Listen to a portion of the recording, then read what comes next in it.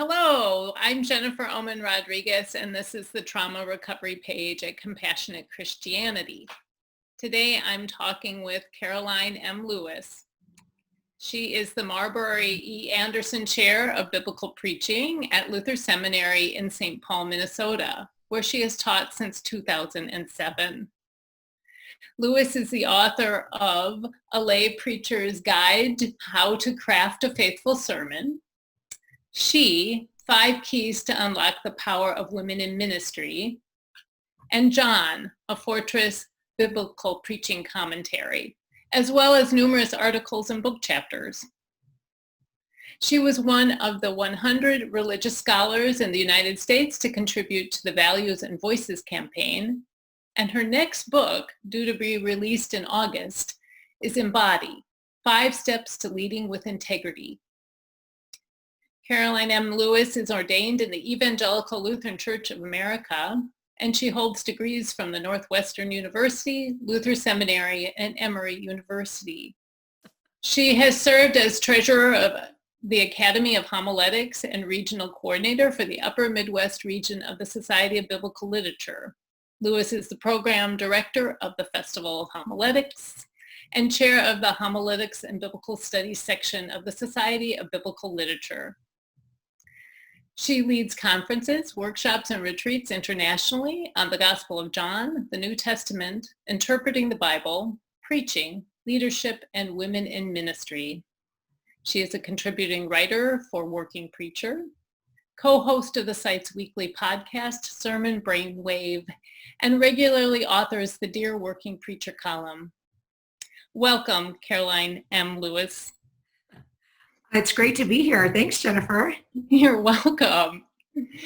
So today we're talking a bit about trauma as it impacts the preaching event. Mm-hmm. And you live in South Minneapolis, and we're speaking in the aftermath of the murder of George Floyd. So my first question is really, during this time, how is being a white preacher, preaching during this time, preaching the gospel, impacting how you craft a sermon? Well, it's a really important question when we think about the fact that preaching is radically contextual, and we're constantly and continually surveying the realities around us, the most immediate context of our own lives, but then the context of our congregation and of course the community and national and global context. So that's just that's at the heart of what preachers do is look at those contexts and say, how does this biblical passage, how does this biblical word speak into that particular context? And a situation like this, it is a kind of context that is actually, I think the first word that comes to my mind is really complicated, in that it's in addition to it being a trauma, in addition to it of recognizing the death and recognizing the sin of systemic racism, and recognizing how is it that I respond to this, and how is it that I engage in this? What do I think about it? There's this deep level of compassion and concern and sadness and grief. But at the same time, as a white person, and then particularly a white preacher, I imagine speaking to predominantly white congregations, there is that level of truth-telling and this level of guilt, I think, and a level of calling attention to how is it that I have been complacent in this sin that I'm observing that is being manifested right now. And so it's so that's what I mean by complicated. I think it's a really critical tension between how do we navigate that grief and that sadness, and yet that moment of recognizing, that moment of truth telling, of recognizing one's own complacency, and that no one is exempt from that sin. And so it's sitting, how do you sit in that tension with people, and not shy away from either feeling, either the feeling of grief or the feeling of comeuppance, if you will, or that feeling of being exposed for who you are. And that's a really tricky place to be as a preacher, but a necessary one, I think, in this particular context. Absolutely, and I'm really struck. So a clinical term would be taking ownership. Like, how do we take ownership for our own part of being part of the problem as white people, but also the grief we're feeling for the harm we have caused, both knowingly and unknowingly. So yes, very complicated, but that I'm just wondering, and for myself as a preacher or a new preacher, that publicly taking ownership for my part in this, and how that plays out with the different texts, or even if it's off text, as in the beginning of a sermon, just like, I'm part of the problem. Mm-hmm. How do we look at the text when we're part of the problem? Mm-hmm. Yeah, and part of, I think, what a preacher has to do now is model that kind of confession, because particularly when the person sitting in our pews or on the virtual screen these days are know that they have that sense of they need to take ownership and they need to acknowledge that, but not really sure how to do it, or what does that look like? What does that sound like? They know that it's more than apology. They know that it's more than it's more perhaps even than engaging in protests, or in the case of being in the South Minneapolis, doing cleanup from the riots, or contributing to food banks for those persons who don't have access to food because of those grocery stores that were looted. And so they know that it's more than that, but it takes the preacher, I think, to model this theological confession. I mean, this confession to God that I have sinned and fallen short of God's glory, and to give them language for that. And that might, like you said, that might be in the text, and that might not be in the text, but it actually, I think it does take a different kind of hermeneutic. It takes a different kind of lens through which to approach the text, to say, we're so quick when it comes to biblical text to see us as the good people in it. We want to be the Good Samaritan. We want to be the people who sit at Jesus' feet and listen and obey. We don't want to be the characters who Jesus calls out. But maybe that's the place where we need to sit, and sit in those places of discomfort where the text does call out the systemic sin, whatever that sin may be, and that then we again take ownership of that and give voice to that. So I think that's what the preacher has to do, is model that kind of confession, and so as to help people hear what that sounds like. That just strikes me as taking an awful lot of self-work, which I'm all for and I'm all into. And I'm struck when you were talking about the Good Samaritan, about how many times I've been that priest that walked by mean, I do that on a regular basis, Yeah. probably more so than when I'm the Samaritan who stops. Mhm. So that's, I think maybe even the shifting, like you said, we like to think we're the good person in the story, but shifting that to when we're not when we're the other characters, Mhm. and Mhm. that practice of putting ourselves into the other characters in the biblical stories, Mhm. um, Mhm. which makes me really excited to preach. Mm. That's good. Yeah, I know. I don't have anything scheduled, but um, so let's talk a bit about, well, let's just expand on this, because I think people listening as we preach, either in person or on Zoom or online, how do we help them as they're taking ownership, as they're being confessional about their part in the sin? How do we assure them that they are still beloved children of God, Mm. named and claimed?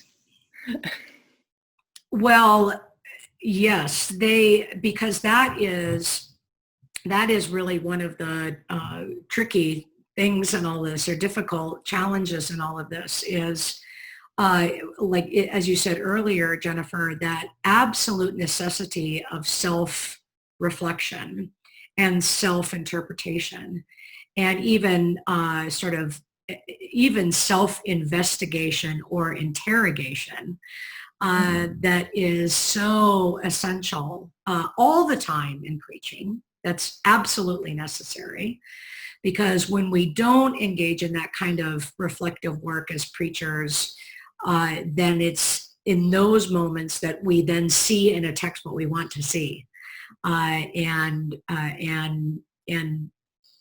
either we hope to see it or we put it there when it's not there, and so we that that to be truthful to biblical interpretation necessitates self-interpretation.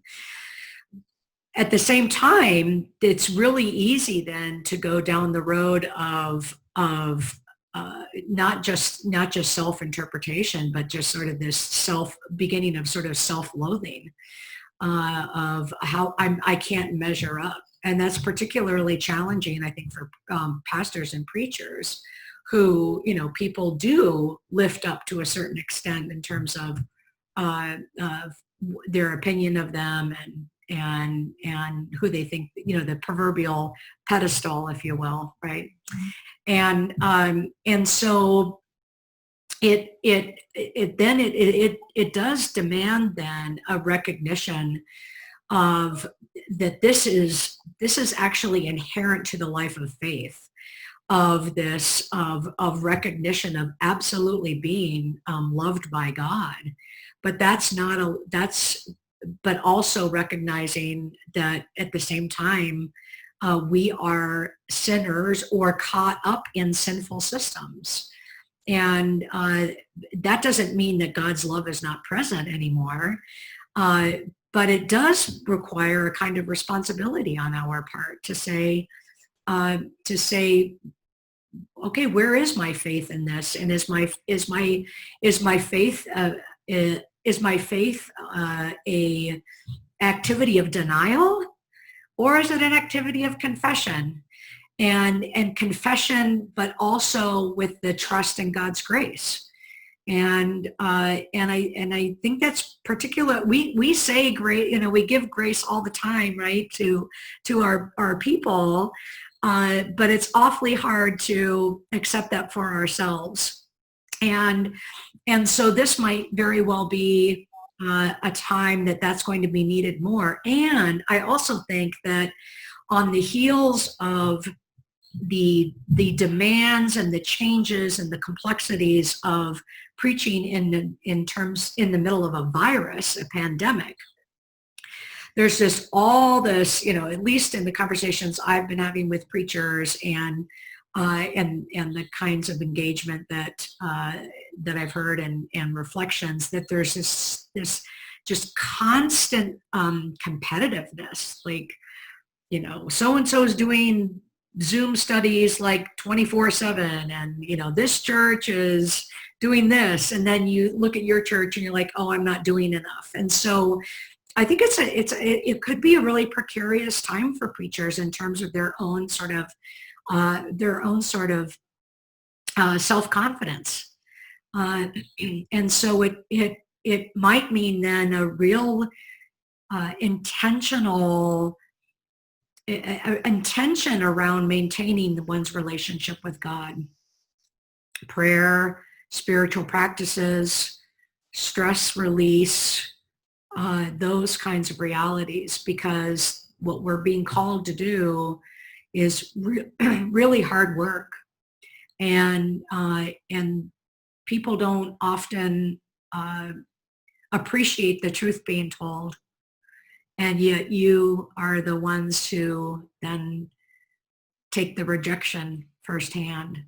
So I think it's going to require a lot of self-care and self-love and really being intentional about maintaining that relationship that you have with God, to know the truth of God's grace and God's love for you. Yes. So what I see, because I'm agreeing with you, what I'm seeing with preachers is now they've got this huge reading list, you know, that they're posting on social media. All the books they're going to read about dismantling racism and okay, that's such a white response, right? This is like, we get a lot of books and we read about it. Yeah. So I see that, and I, like you, I see all these online prayer meetings and online Bible studies, and then I think, wow, take care of yourself. Yeah. Because every single one of these things in this environment of both pandemic and the truth telling takes a lot out of all of us. And then those of us who are in charge of others, both in our homes and in our congregations. Yes. That's a lot. And that seems to me a lot of fuel for really bad preaching. Yes. What do you mean by that? Meaning that the work that we're taught to do, the prior work isn't getting done. Right. The self-investigation, the prayer. I mean, because the preaching event takes a lot of prayer and a lot of listening for the Spirit and the feeling of the Spirit. And when we're stressed, our nervous systems tighten up so that we can't take in any more stimulus. Right? And in trauma, our nervous systems shut down even more. We've got that going on. And then we also have pastors who have unhealed past trauma. And that's opening up during all of these world events. Yeah. So that's what I mean by that. Like, I don't know. There's been some weeks here I don't think I could have pulled off a half decent sermon. No, I think you're absolutely right with that, Jennifer. And I think in general, I'm not sure that pastors, preachers are as diligent and intentional about that in a normal time.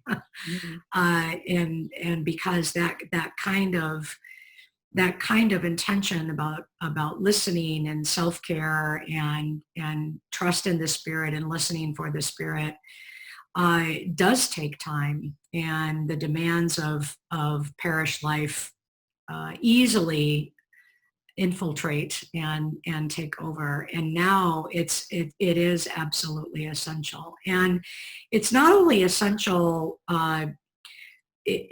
it's not only essential for the sake of the preacher, but as you said, for the sake of of the sermon event, because one thing I think one of the ways in which the bad preaching can happen is where the sermon is the place for the preacher to work out her issues, or, and so that rather than, taking the time outside of it, we see it on display within the sermon, which it shouldn't happen. And that's one sort of manifestation that would lead to an unhelpful sermon, is that that the sermon becomes this display of one's, working out one's own guilt or anxieties or worries or trauma. But then that's done right in front of the congregation. And I think another really important one too is that if you don't tend that, then the result could be that you decide not to tend it at all in a sermon. Like, I just can't deal with it. I'm just going to talk about something completely different this Sunday, and the absence of the issues in the sermon will be so striking, and so, like, where have you been for the last 2-3 months? That ends up being a not helpful sermon either, where you just engage in a kind of denial, or I just can't go there. I can't emotionally go there in the sermon. I just can't take it. But then you are demonstrating that the way in which, well, you're contributing to the ways in which people already compartmentalize their, church faith life and their real lives. And so that, I think, when you talk about what makes a bad sermon in these kinds of circumstances, I think that those are two of the possibilities that can result if you're not tending that self-care component during this time. Well, and if we're not tending the self-care, then we really run the risk of hurting those people listening who are in active trauma or in recovery. Mm-hmm. I mean, we do always run the risk of re-traumatizing people. Yes. Mm-hmm. Mm-hmm. Which is a really tricky thing. Mm-hmm. Mm-hmm. It's and it's something I'm thinking a lot about. And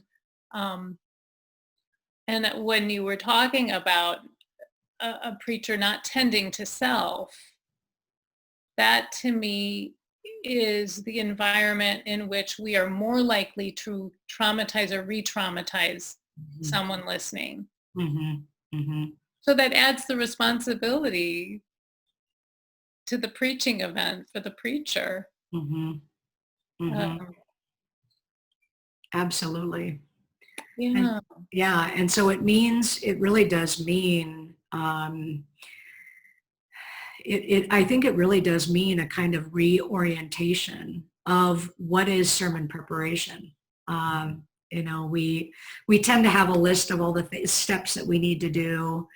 You as a new preacher know, you're familiar with some of those steps.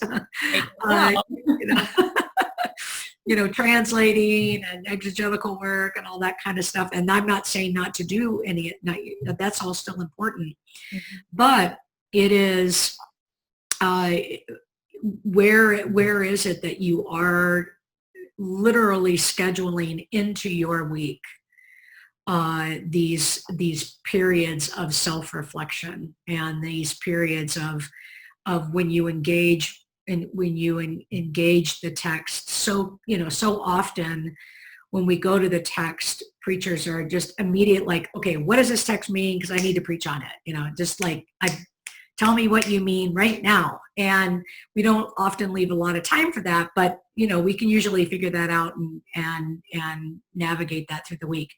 That's not going to come very easily this now. And so it means that I think it will mean just a complete reorientation of what do we mean by sermon preparation, and that sermon preparation is not just learning about the text and thinking about how to preach it, but sitting in the space of your own reactions to it, and then also listening and reflecting on where is it that members of my congregation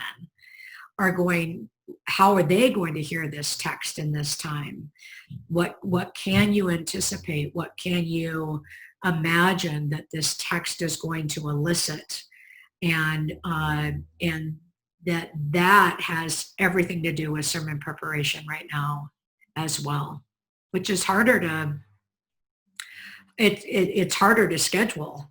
And it's like the last thing that the preacher wants to do is like schedule self-reflection, but it really, I think it's going to be absolutely essential right now to be a faithful preacher, to be a faithful preacher to your congregation and to the circumstances, the situations in which we all are a part now.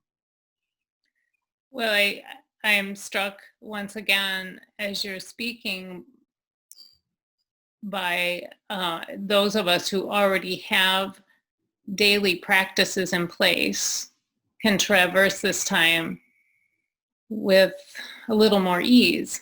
Mm-hmm. And I think as a writer, one of the things I do every day, and a lot of writers do, is we journal. It's the first thing in the morning.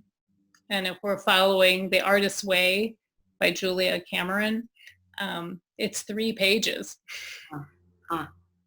Period. And it's anything and everything. And her point is always, get it out of here, get it out of your heart, whatever it is, so that you can get to the work of the day. Mm-hmm. Mm-hmm. And I was doing this during these, for the listeners, I've just completed Karoline's preaching class at Luther Seminary. And so I had to, of course, preach for part of the assignments. And I did those 3 pages a day during both of the sermon preps. Mm-hmm. So, and it had nothing to do with the text. It had nothing to do with the sermon, but it did free me up to start the work of the sermon and just start it. Yeah. And not have the stuff in my head, like, you need to order groceries, you need to call the doctor, my mother's driving me nuts, whatever it is. Mm-hmm. That's there for us every day as human beings. Mm-hmm. So that practice, I don't think I'm ever going to leave it. Mm-hmm. No, that's really, I think you're absolutely right. Like, what are those practices where you sit with your thoughts and you acknowledge them, and you, whether that's writing them down, which I think is absolutely great, or meditation or mindfulness, mm-hmm. where you recognize that those are those thoughts, but they're not, but to what extent they're not relevant to this passage, and they're not relevant to the sermon. And that's, of course, one of the hardest things about preaching is maintaining some kind of focus and how easily that focus can get derailed by our thoughts and our thoughts that we think are necessary. And so it does, I think you're right, it is going to require that kind of time that separates that out, and where there is a sort of a renewed attention to deep listening of the text with the promise of the Holy Spirit present. Mm. And we talk about in preaching about the rhetorical triangle, or the preaching triangle, that the preacher in that sermon preparation, or in that reality, it's always you and then the text and the congregation in constant communication. And that's the conversation that needs to happen. And it's very hard to listen to the text in the congregation if you're still trying to listen to yourself all the time. So yeah, and the text. Mm-hmm. How do we hear Spirit if our mind just won't shut up? Mm-hmm. Yes. Yeah. Exactly. Mm-hmm. Yeah. So so where our dialogue here today is going is how important it is for the preacher preaching into trauma, past, present, to take care of self. Mm-hmm. Yeah. And I think it's recognizing too, that there are different aspects. I mean, one of the challenging things about preaching, and this most immediately coming out of the class, one of the challenging things about preaching that we don't realize necessarily going into it, and then also I think once we get into a call, is just how much preaching is a convergence of everything that we do in ministry. Or for the student who's just starting to take preaching, all of a sudden they realize, wow, this is history, Bible, theology, pastoral care, all rolled into one. And yes, that's exactly right. Like everything is coming together in preaching. And but all of those aspects get weighed differently depending on the text and depending on the circumstance, the context and such. So maybe it's also a time to give permission, or maybe not permission, but to invite preachers to remember that preaching is an act of pastoral care. And that pastoral care is critical to what we do in preaching. And Abraham Heschel, in his book on the prophets, says that the prophets, which in part that's what preaching can be viewed as a prophetic act, truth-telling act, but that prophets are imbued with divine pathos. And so it's that what I mean by that pastoral care is that we recognize the pathos of this moment, of these times, with deep empathy and compassion. And so that we're not, what I don't want people to hear is that you take yourself out of the sermon, because you can't do that. You're a human being, you belong there. But it's this compassion, it's sympathy, right? Pathos, passion with your congregation. And that we invite, maybe that's going to be the tone of preaching right now, is a sort of a pastoral prophetic sense, this truth-telling, but at the same time, from this deeply pastoral place. I think preaching is going to sound different, and that's okay. That we don't, that preaching doesn't have to do everything, every sermon, and maybe just allow yourself as the preacher to sit in that reality of preaching as one of the primary acts that you do to care for your congregation.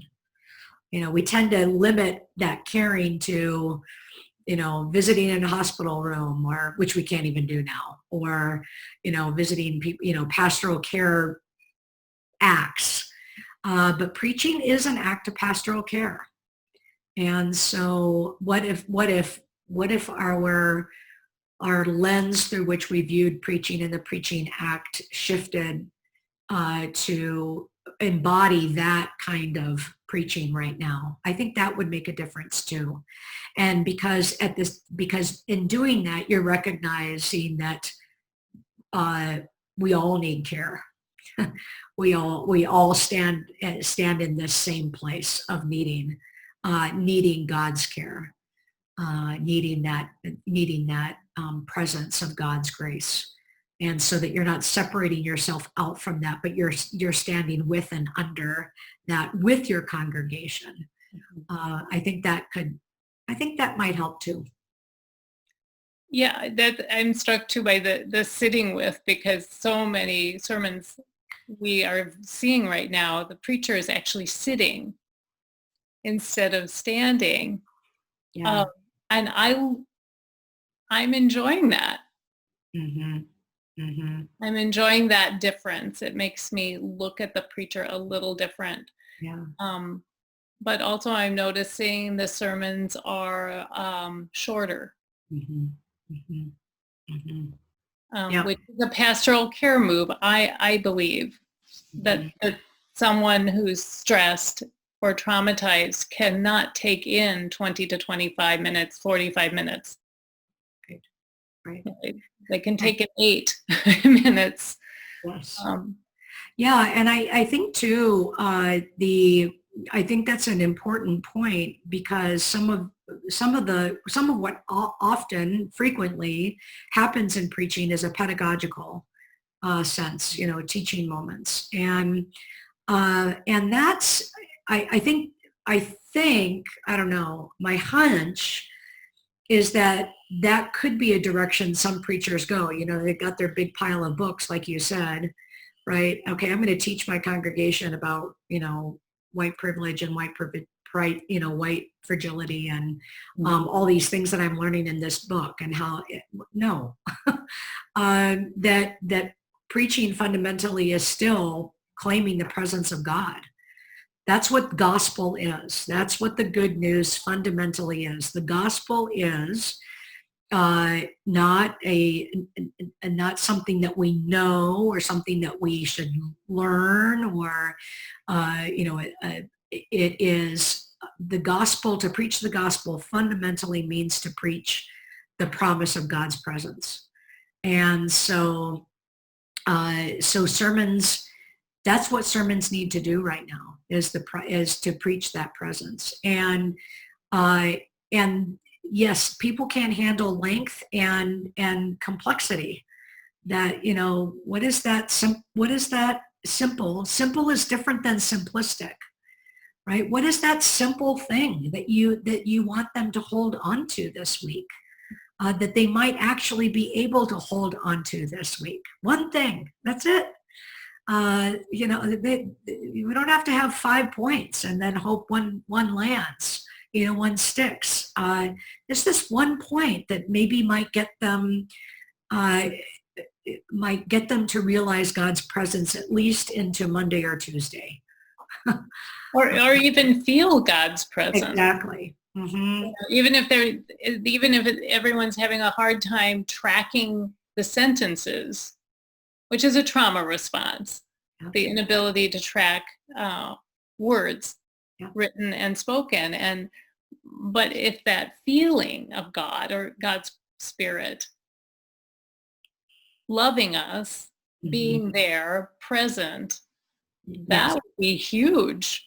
Yes. And which is fundamentally what preaching should do in the first place. That's what preaching is. It's and you might remember this from class, but one of the primary texts to engage in what you're talking about, Jennifer, is Mary's proclamation about the empty tomb in John 20, that she doesn't go to the disciples and say, Christ is risen.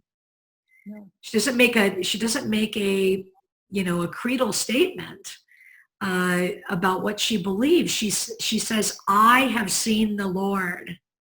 Mm-hmm. And that's what preaching fundamentally should be. This, I have seen the Lord. I have felt the Lord. I've experienced God in this moment. And it's that experience then that you take with you, of what that feels like, to be known and loved and cherished and beloved, cared for and graced and seen and acknowledged and favored and regarded, and in the midst of, and especially in the midst of, these times when we're naming and calling out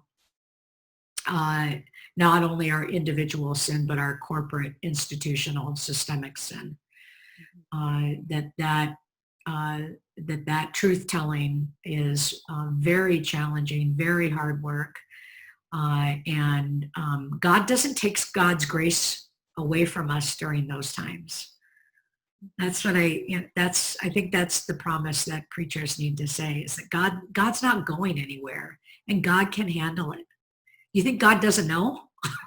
Do you think God doesn't know that we've been complicit in all of this? No, of course God knows. And so you're not hiding anything from God by pretending it's not there. And but that doesn't mean that God takes away God's grace or God's love.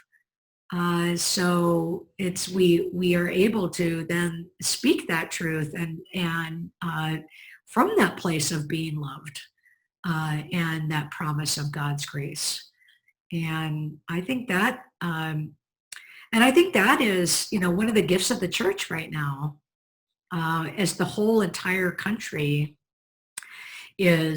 should be engaged in the process of confession with regard to our complicity.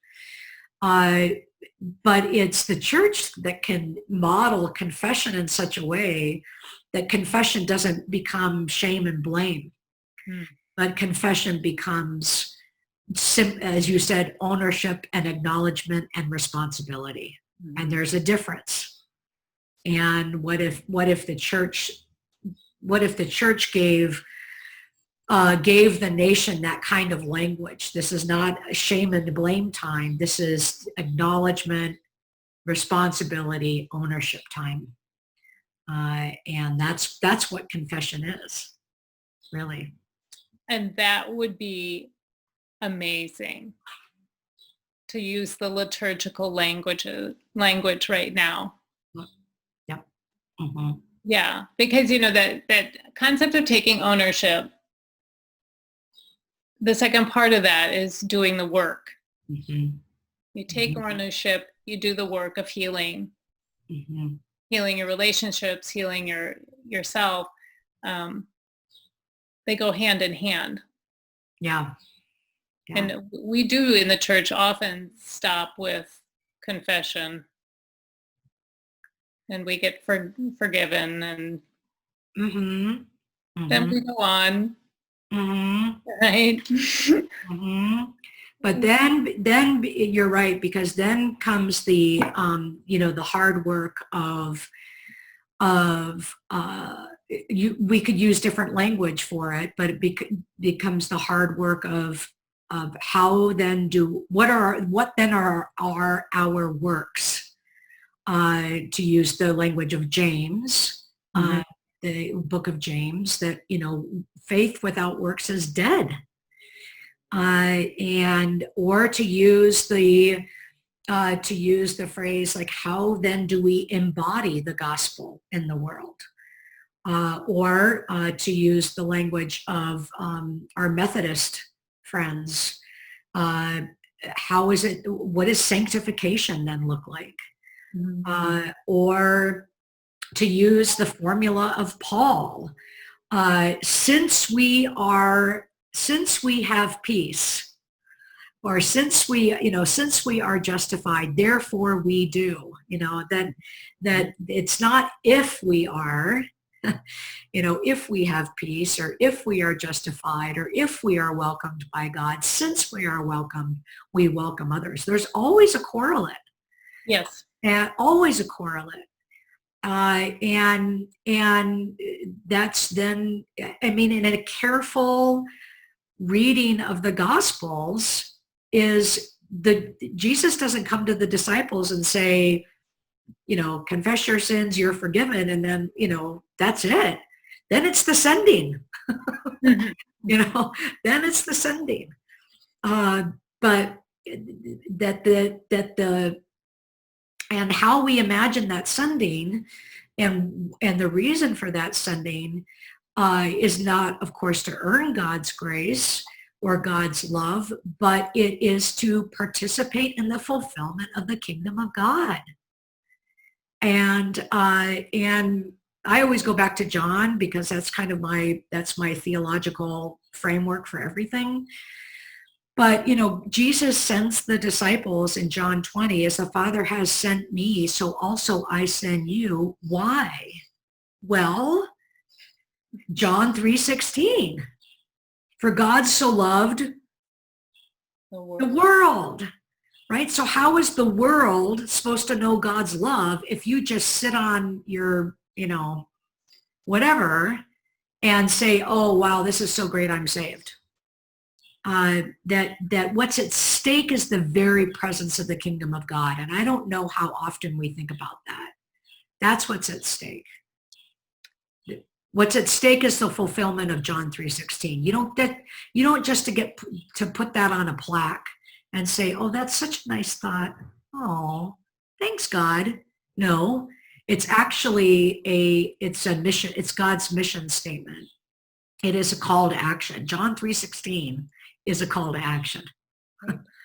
The Beatitudes are a call to action. They're not just you're blessed and you're loved. It is a call then to, because we keep reading on in the Beatitudes, you are the light of the world. You are the salt of the earth. And so this is your reality. And so that, like you said, that responsibility and accountability, and that accountability and that action then is essential now. And when we talk about being the love in the world, that mission statement of God, going back to self-care, as pastors and preachers, if we are not taking care of ourselves, we are not loving ourselves in order to fulfill the kingdom, not only for, in our own actions, but in helping others to do the same, inspiring others to do the same, pushing others to do the same. Mm-hmm. Mm-hmm. Yeah, love another as you love yourself, right? Yes, we forget that part. We forget that part. I'll never forget when one of my workout partners, actually, I was talking to her about some of this stuff, and she said, she said, here's what I think is that, when we get to the pearly gates and, Peter says, did you love others? And, that's the question we expect, right? And we said, yes, I loved others. I did this, and did this. But what if Peter says, did you love yourself? Yeah. What will be your answer? What will be your answer? And loving yourself is a theological reality because God loves you. And God called you and God claimed you. And when we don't love ourselves, we're basically, in some sense, not believing God. Right. We're minimizing God. We are. We're saying, well, God, not sure, Some good stuff in here, but yeah. Yes. So, well, I'm looking at the time and I'm getting the heads up from Brian here that our time is up, unfortunately, because this has been such a great conversation with you. I've loved it. Thank you. Yes, thank you so much. This is Karoline M. Lewis with us here at Compassionate Christianity on the Trauma Recovery page, and I'm Jennifer Ohman-Rodriguez. So thank you so much for your participation, Karoline. Thank you very much. It was great to be with you. Great, thanks.